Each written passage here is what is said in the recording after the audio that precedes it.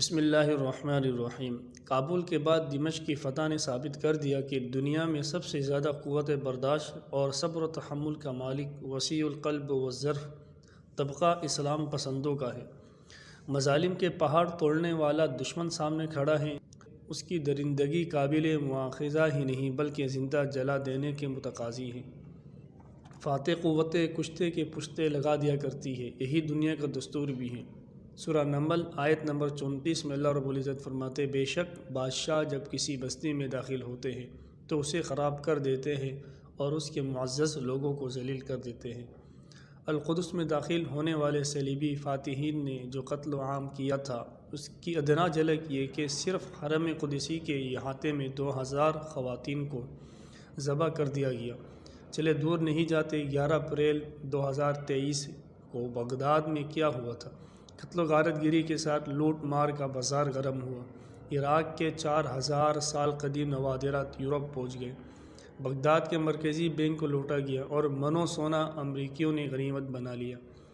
تصاویر اور videos net پر موجود، مگر کابل و دمشق میں فاتحانہ انداز میں داخل ہونے والے چونکہ محمد عربی صلی اللہ علیہ وسلم کے نام لیوا ہے، اس لیے گردنیں جھکی ہوئیں، زبان پر رب کی کبریائی اور حمد و ثنا کے زمزمے اور جبیں نیاز سجدہ ریز، آنکھوں میں خوشی کے آنسو، نہ مار داڑ، نہ قتل و غارت گری، نہ فتنہ و فساد، نہ لوٹ مار، کیمیاوی ہتھیار اور بیرل بم برسانے والوں کے لیے عام معافی کا اعلان۔